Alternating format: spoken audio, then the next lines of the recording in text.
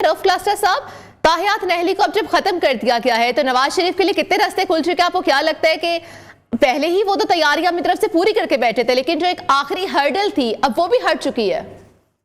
जी बिल्कुल, मेरा ख्याल है मियां साहब जो हैं एक तो बड़े लकी रहे हैं। आप इनकी देखें, इनका राइज एंड फॉल देखें या फॉल एंड राइज देखें, वो बड़ा इंटरेस्टिंग है कि वो बहुत बड़ी मुश्किलों में फंसे भी हैं, उनको सजाएं भी हुई हैं,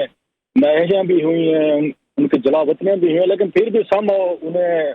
कुछ अर्से बाद उनको आप उसमें क्या कहते हैं, वैब इमदाद कह लें या उनको सपोर्ट कहीं से ना कहीं से मिल जाती है। मसला आप ये देखेंगे अगर 12 अक्टूबर के बाद उनको जो सजाएं दी गई, कुछ 14 साल सजा थी उनकी, अगर जनाब मुशर्रफ साहब ने उनको दिलवाई थी, उनको प्यार आई,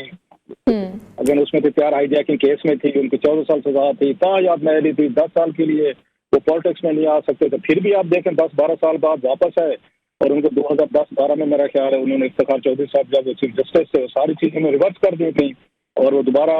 उसमें हो गए, अहल हो गए, सजाएं भी खत्म हो गई, उनको बल्कि नैब के जो 50 करोड़ रुपए के करीब अगर जो उन्होंने अदा किए तो वो भी उनको वापस कर दिया गया। इसी तरह हमने देखा तीसरी दफा वजीर आजम बनने की राह में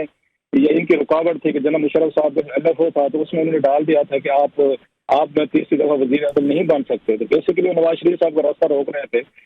और फिर आपको याद होगा 18वीं तरमीम आई और जिसमें उन्होंने बैठकर जरदारी साहब और इन्होंने एक उसके मुआहदे के तहत वो 3 साल अगेन उसने तीसरी दफा वाली क्लास हटा के नवाज शरीफ साहब के लिए वो ये रास्ता खुल गया, वो तीसरी दफा वजीर आजम बन गए थे 2013 में। अब की दफा देखा 2017 में जो उनको सजाएं हुई 18 में, अब वो सारी की सारी रिवर्स हो गई हैं। सो मियां साहब का एक बड़ा इंटरेस्टिंग केस स्टडी है कि इनको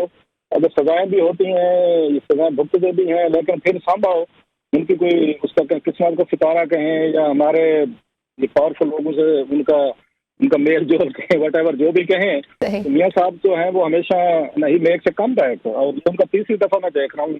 अब इसको उनके लक कहें या उनकी जो भी कहें या पाकिस्तानी सियासत की हमारे इदारों की भी उनकी खूबसूरती दिखें। अब देखेंगे एक बंदा जो कभी उसको नाहल का हयात हो जाता है वो फिर जब लड़ने के काबिल हो जाता है, और फिर जिस बंदे पे होता है कि 3 दफा वज़ीर आज़म तीसरी दफा नहीं बन सकता, पूरा पार्लियामेंट आइन जो है वो फिर उसमें चेंजेस की जाते हैं। तो मियां साहब माइट भी वेरी हैप्पी जनाब के मेरे रास्ते जो है सारे के सारे वो दोबारा जो है नए सिरे। अब ये नहीं पता कि जो उसमें नकाज ऑफ कंसर्न होने चाहिए उनके चाहने वालों के, लेकिन मियां साहब का ट्रैक रिकॉर्ड अगर देखा जाए तो मियां साहब 2-3 साल बाद कोई ना कोई मुसीबत में फंस जरूर जाते हैं। अब वो चौथी दफा बन रहे हैं, देखते हैं कि आपकी दफा मामला कुछ अगर नए बनते हैं या तारीख फिर अपने आप को दोहराते साल 2 साल बाद मियां साहब का फिर कोई मसला बनता है। लेकिन वही बात जो आपने कही कि वो बहुत लकी रहे हैं या इदारों की खूबसूरती है कि वो हमेशा कम बैक करते हैं और वापस आते हैं।